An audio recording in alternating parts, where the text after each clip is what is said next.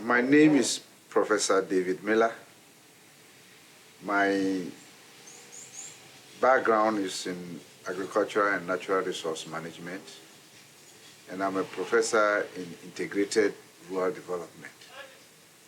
And basically my work area has been a focus on indigenous knowledge systems, both in the technologies and the processes that are adopted in managing indigenous knowledge, and also the systems and the people engaged in this type of knowledge. Well, this focus for me is special because until recent times, indigenous knowledge has always been looked at as a non-science. But with my scientific background in agriculture and natural resources, every now and then I encounter science in what indigenous people try to do. It might not be a perfect science, but there's always a scientific basis for most of the things that they do. So since then, I've been developing my interest, career, and also my writings. A lot of my research work and publications are specifically to highlight this strong input that indigenous knowledge has, especially for this northern part of Ghana, where we are in a distressed area.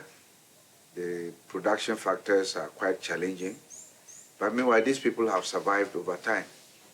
So all we can do is just to appreciate what they are doing, try to document it as much as possible, and assist them to make their systems more effective and more efficient.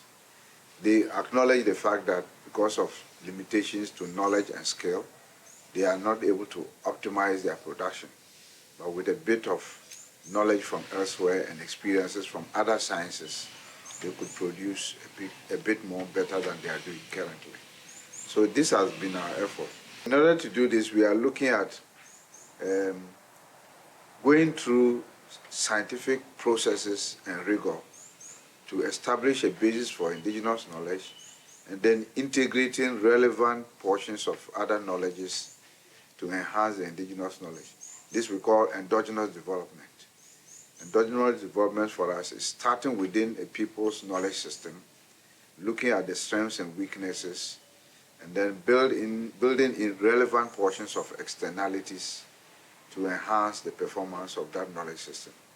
And more we have been incorporating Western science, Indian science, and so on in our work processes to make them better. In doing this, we do it from a transdisciplinary perspective. Hence, my university here is called Millar Institute for Transdisciplinary and Development Studies. Because some of the issues are transdisciplinary in nature. You can't confine them within one discipline. So it thinks about culture, about the people's identity, about their spirituality and how they express themselves, and those things are transdisciplinary in nature. Not one discipline can handle it.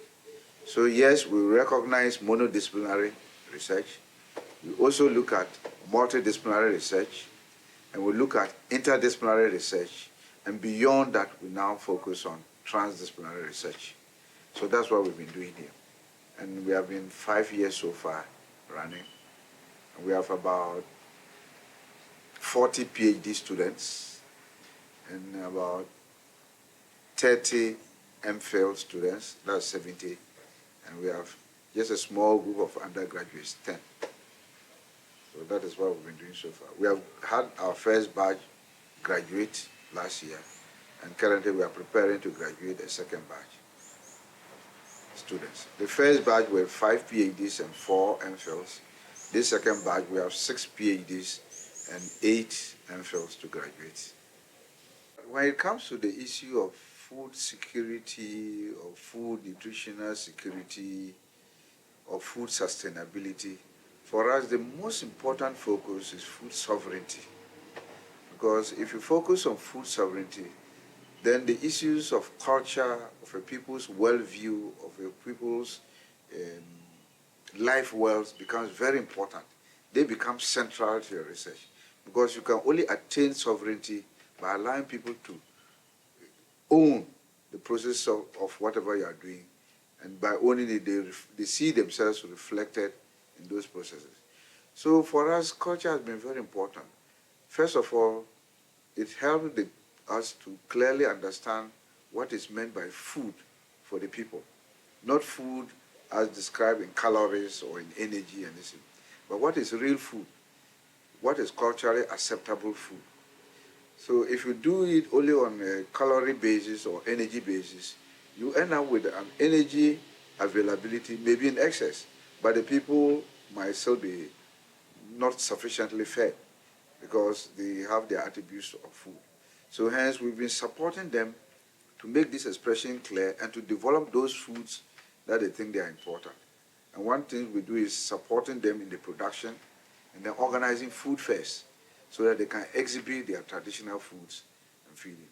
So that is how the cultural part has come to play. So they define the food, they define the production systems, they define the processing, and they even define how it is finally developed into what we take as nourishment. So you see that there are various combinations, various recipes that are different from the conventional recipes that you think about. And sometimes you might think that their foods are not balanced, but for them it's very well balanced. And for us, this is very critical for people. Some of the foods they also produce are for the gods. They are for spiritual purposes. That's why I say the issue of sovereignty allows us to look at spirituality. So there are some of the foods they prepare for special festivals and for special sacrifices. And they give those food to the gods. And unless the gods bless them, then the people will eat. If their gods are not satisfied, then they have a problem to deal with. So all these are built into the culture and food systems. And I think more and more we should look at food systems from a cultural perspective. I'm not saying only the African culture, but every society should do the same. And I know in Europe, some of the foods they eat, they used to eat traditionally, not in restaurants or fast food joints, are also culturally based. But gradually, it's being overtaken by conventional science and new ways of eating. But Africa here, we are still a bit more indigenous and more traditional. So because of that, those foods are still very important because they serve both as medicinal, they serve as nutrition, and above all, they allow them to get a spiritual fulfillment from the foods they eat. And they believe it links them with their ancestors. And for them, the ancestral world is very, very important. No matter what you introduce, if it is contrary to the wishes of the ancestors, it is bound to fail. It won't be patronized. So even all the aspects of sustainability should be done within a cultural context. Then you guarantee a certain amount of sustainability.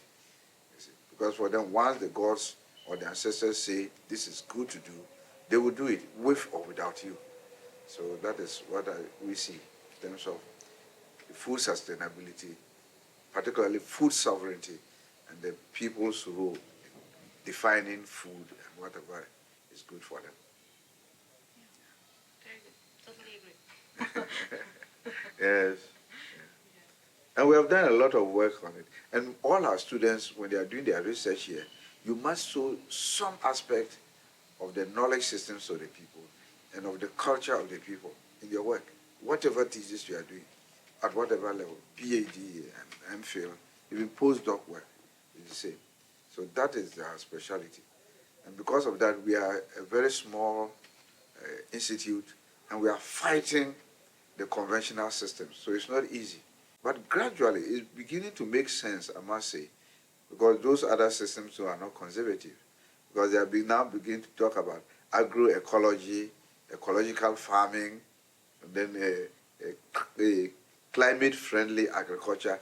These are the same things that we have been doing for long, you see. But they are now giving them new names. That is okay, and they are beginning to open up gradually. But eventually, they will get there, because the sort of agriculture they are talking about is not so much, it doesn't manifest in the yield. It doesn't deal with the yield factor and the quantity factor, but it deals with the health factor, you see, which is very important. Because of the other production system, they use chemicals and all sorts of additives, and therefore they are not healthy. So they can't compete in terms of yield with the traditional systems of production. But in terms of health-wise, or addressing the health of the people, the traditional systems perform better. They address the health issues because they are organic, largely. If they are even inorganic, the inorganic component is very small and it's manageable. But when you go to the other extreme, then you have highly inorganic, and the body is not able to manage that. We are getting a manifestation of strange diseases, cancers, and so on. And they are beginning to link these diseases with the sort of foods we eat and how we are natural in our environment and those things. But this is exactly where the people are. So I must say that although there's resistance, but we can see windows of opportunity coming up when they label it differently, but it's okay. It's some response. So that is what I've noticed so far. But we here in the university are building up a new group of youth academics. Now that they are appreciating the system and they are doing their research in the system, we hope that when they grow and they are in future, they are in those sensitive positions, they will remember the work they did and they will bring it to bear on their countries in particular and the world as a whole. So a critical group of young researchers are beginning to emerge, and they are beginning to respect what indigenous people do. That's why when we had a conference, they were loud and vocal about, you say, oh, the people have been doing it and they have been ignored, and these people they are now very critical about that component of the knowledge system. Unlike we who were trained in Europe and have our biases, but some of us managed to handle the biases, and we have gone back to relearn and unlearn some things, and now we are appreciating, and they are also happy to have us to lead them still. The cities are not responsive to the traditional foods. The consumers that they respond to are the sort of consumers who believe that, or who have the perception that restaurant foods are those from Spanish, English, and Italian sort of recipes, plus the Chinese now dominating the scene. So when the audience changes, when those who patronize start asking for traditional foods, then restaurants will start incorporating. I know the restaurants always have a column they call African dishes or Ghanaian dishes, but they are not many. And they are even produced in a European style or Western style. It is for the consuming audience to start demanding traditional foods, and for some of us to start making that popular. So that is what some of the things that the food fairs do. So when we get audience, we introduce them to a food fair, and then they see what is possible. That's to highlight it. It's true that there's knowledge erosion, but you see, what I find in traditional knowledge systems is that they never die. They don't disappear completely. You need a default situation, then you realize that that knowledge that appeared to be there is there, you see. And the default situation is when there's a crisis, or when there's some misfortune, or something negative is happening.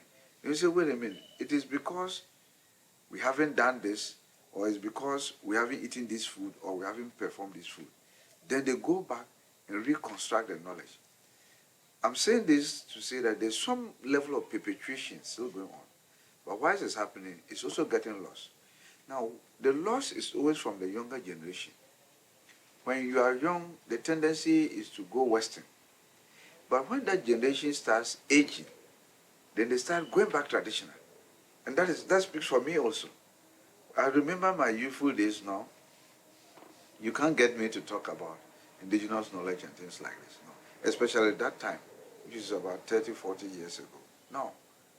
But now I'm aging, I'm finding that it's more friendly and more familiar to go into that territory, because that is my upbringing.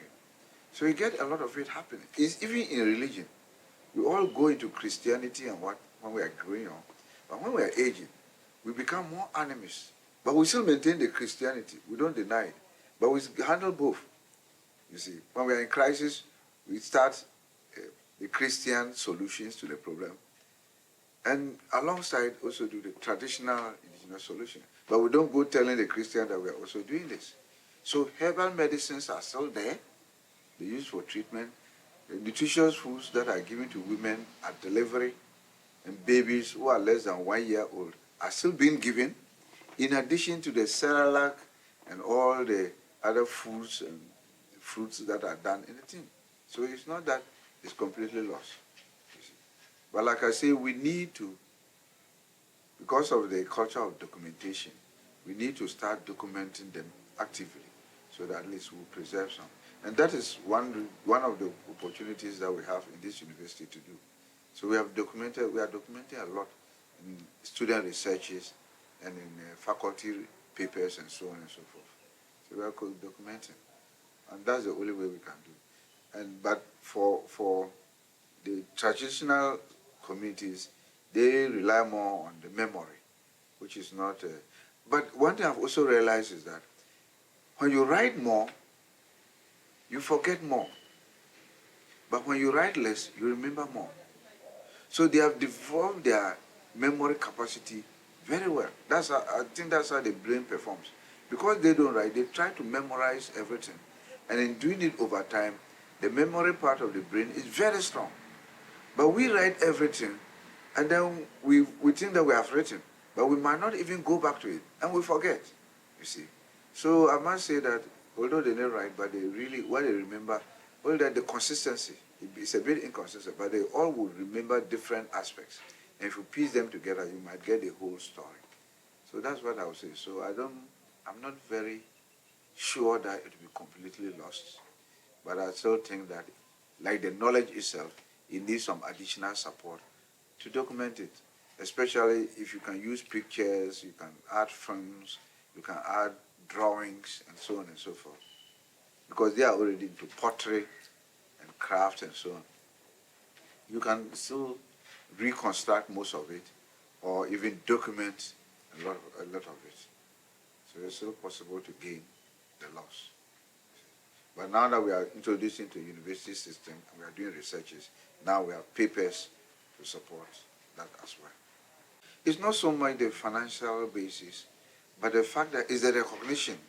It builds a certain type of recognition in what we are doing, and it also leverages it to a certain type of platform, you see. And this is what we have always wanted. We want that more than the financials and so on. Even with very small financials, if you can get the partnership and the cooperation, the leveraging, that will give it more exposure. That will be, for us, the way to go, because that's the best we can do. Because it's still fundamental, it's rudimentary, so it's meeting a lot of resistance. But not in some continents. If you go to Asia, it's even the one dominating. The Indian knowledge, Ayurveda, and all those things that they have, because they have the written Sanskrits and so on. So they are rather dominating, and the Western knowledge is following. You go to Latin America, they have a lot of it in their performances, festivals, fiestas, and so on and so forth. So there too, you can say it's very prominent. The real loss or lack of recognition is in Africa, you see. It's in Africa. But having experience from all the continents, I think Africans, we have the richest knowledge base in terms of the indigenous knowledge of the people. Because we have diverse communities and diverse people, so the diversity has made it richer. It's more heterogeneous. We have Africans in the forest, Africans in semi-forest, Africans in dry land, Africans and so on. But some continents are fairly uniform. So you have their knowledge system not very challenging that much. So I thought, my view is that the Africans have more and richer, diverse indigenous knowledge and the knowledge of the people, but it's the one that has the least attention. The natives and the citizens, yes, but the intellectuals, no. So that's the divide we have. Because the other worlds I've mentioned, the Chinese, the Indians, the Latin Americans, and so on and so forth, is their intellectuals who are making it more pronounced. They're giving it more capital and more attention. In Africa, it's the opposite. The people recognize their riches. If you give them time on anything, they will tell you a lot about it. But it's the intellectuals themselves We say, no, no, don't say this one. This one is storytelling. No, no, no, this one, they don't want to hear this. And so we try to suppress it. And it's rather unfortunate. Any subject, I tell you, any subject, engineering, just go and ask them, construction, why are your buildings round and not square? They'll be able to tell you, make some engineering sense on it. Why are you roofing with grass and stakes and not with metal and so on? They'll be able to tell you, you see. So they're able to do that. Even the advanced things like medicine, without a doctor, there are areas where the doctor, there's no hospital, no doctor appears there. Meanwhile, they are surviving. Babies are surviving, you see. So the knowledge is there. They're able to give some foods and some herbs as, what do you call it, like vaccines to prevent children from the childhood disease and so on, and give some from the mother so that she will recover from delivery, the stress and so on. So I don't know what other knowledge is complicated if you leave medicine aside, you see. Meanwhile, they have authority over this. So I don't know why the other, for me, for lack of a better word, the lesser known challenges are rather the one producing the difficulty. Ghana here, there's a national recognition of what they call orthodox medicine. You go to Indian, recently I had a Ghanaian colleague here who had a cancer that, or they've done all the chemotherapy, all the therapies and radiotherapy and so on and so forth. It's not going. I just linked him up with a colleague in India. He went there. 3 weeks, he's come back. The cancer has stopped growing, you see. And it's not a formal hospital. I sent him to one of these Ayurvedic hospitals. So what is the argument again? You can't make a case for this one is science and this one is not science. Because what you are doing, they are doing it. You are sustaining life, they are sustaining life. We can only talk about the efficiencies and the objectives of the things you do, you see. And your objective is to maximize productivity, to be able to upscale, to multiply, and all the things. And you think non-systems way. You think about isolated components of a system. That is the principles there. And we respect that, and they are necessary.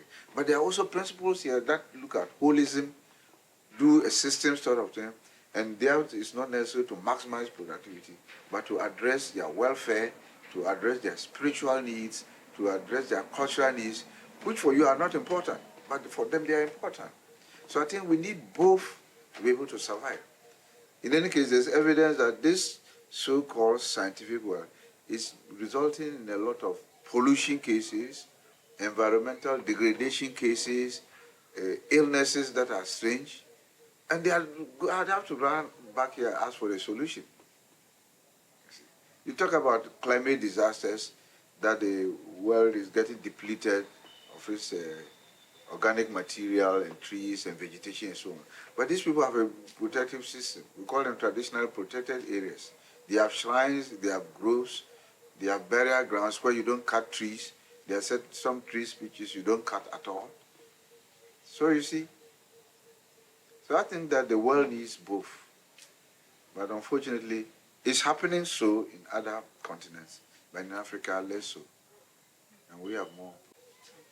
These traditional protected areas are based on the fundamental principle of natural regeneration, largely, to regenerate whatever is found in that area.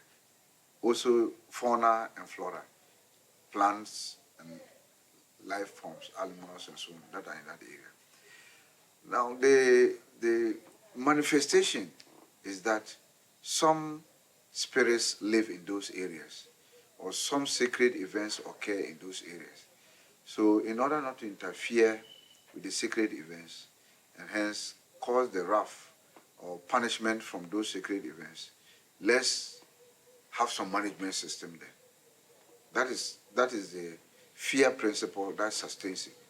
But the natural regeneration part is that you now have trees that are original to the places and can survive. I was managing a World Bank project from the year 1999 to 2002, and we're involved in tree planting, massive. It was called Savannah Resource Management Project, to regenerate wildlife and trees. So we're planting trees, we're doing those things. Then one time I had to sit with the World Bank team and I explained to them about traditional protected areas, like you asked. And one of the team members from Sudan,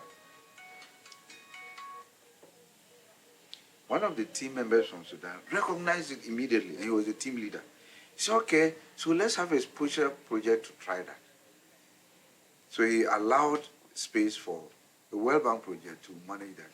It now turned out to be the most important thing, because we now realize that we can plant, or we can facilitate the increase in vegetation, in forage, in those areas by planting. First, we thought they were sacred and you couldn't touch it. They said, no, you can plant, but you must plant vegetation that speaks the same language, or trees that speak the same language. So we wondered, what do they mean by trees speaking the same language? And then they translate to us, we don't want foreign trees. You see, we want the same vegetation that is found there. So now we had to develop tree nurseries that were producing indigenous trees like the baobab, the shea tree, the dawa tree, all the local, we're developing nurseries and we're planting them. And those things have survived. Meanwhile, the other big plantations we're doing, nearly all of it is gone. The other motive is that once it's a traditional protected area, when you plant there, they put in all their energies to protect it. Because they fear that if they don't manage it well, they might get a curse. So they manage that. But this other one, you force them to plant, they don't manage it. So in the end, our success story was based on our indigenous protected, traditional protected areas. Then it started developing wildlife. Wildlife started going there. We had first the smaller rodents, rats and rabbits and so on. Then it was because some of them are even now big wildlife vegetations. There were some who had ponds of water. Then they started having life forms. They have fish and the other things that have regenerated from there. So for me, traditional protected areas have a potential in biodiversity, in also sustainability. They have a large potential of sustainability. And they can be made more effective by replanting. Because that was always a fear. But then, yeah, you can replant. See. But then you must plant plants that speak the same language. That's what they always tell us. That's all.